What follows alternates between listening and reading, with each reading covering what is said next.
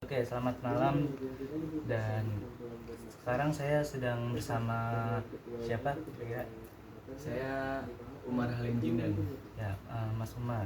Eh, Mas Umar ini asalnya dari mana nih, Kira? Saya asalnya itu dari Jakarta Timur kebetulan. Wah, jauh sekali ya Jakarta dan sekarang ini kita di Cirebon ya. Mas Umar sekarang kuliah atau kerja atau gimana? Kebetulan untuk saat ini saya sedang melaksanakan kuliah di IAIN Syekh Nurjati Cirebon. Oh, di IAIN ya. Itu kampus yang lumayan terkenal gitu dan hampir mau jadi UIN katanya, kira-kira gitu. Kira-kira Mas Umar ini kalau boleh tahu jurusan apa ya? Saya ngambil jurusan komunikasi penyiaran Islam, kalau misalnya orang-orang singkat mah bisa disebut KPI. Oh, KPI ya, anak KPI berarti dong nih. Ya. Oke, kenapa Mas milih IAIN sebagai tujuan kampus Mas gitu? Sedangkan di Jakarta tuh kan banyak ya kampus-kampus pilihan yang lumayan ternama gitu. Contohnya kayak UI atau enggak kayak UIN dan lain-lain. Kenapa gitu?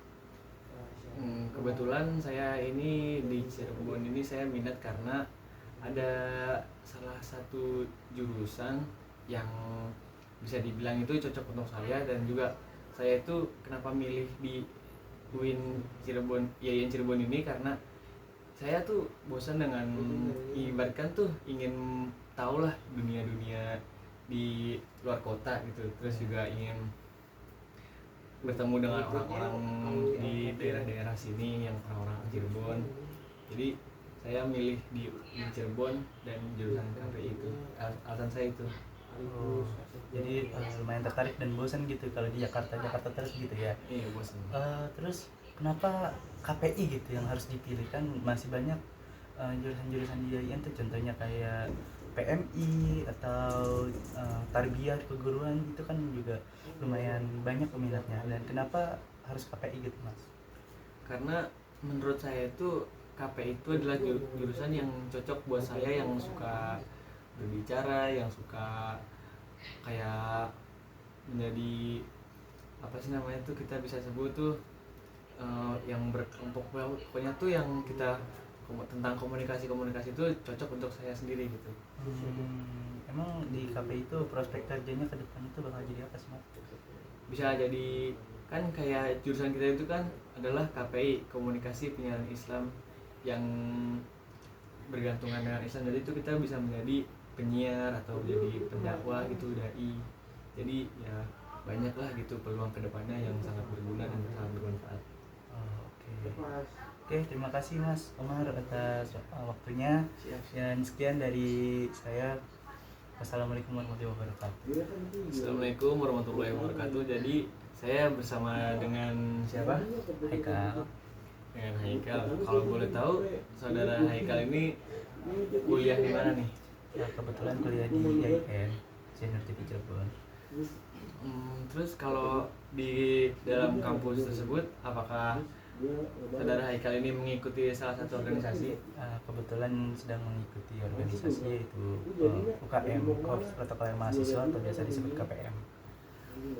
Kalau misalnya untuk UKM Korps Protokoler Mahasiswa itu cara masuknya itu gimana tuh? Ya lumayan susah untuk masuknya karena kita membutuhkan orang-orang yang benar-benar berkualitas. Jadi itu UKM ini salah satu UKM yang mementingkan kualitas daripada kuantitasnya gitu. Jadi orang-orang yang masuk juga orang-orang yang berkualitas gitu.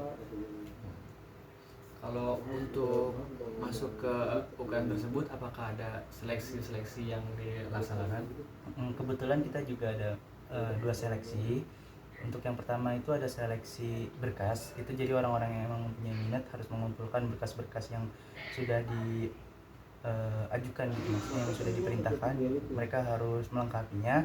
Setelah selesai timeline pengumpulan berkas, maka akan diseleksi. Orang-orang yang selesai seleksi itu bakal masuk lagi ke tes wawancara. Nah, tes wawancara dan unjuk bakat ini jadi terpisah gitu. Jadi ada unjuk bakat terlebih dahulu, habis itu baru ke tes wawancara. Nah, untuk unjuk bakat ya orang-orang yang punya bakat tuh harus menunjukkan bakatnya, menampilkannya gitu. Habis itu dinilai dengan para juri gitu.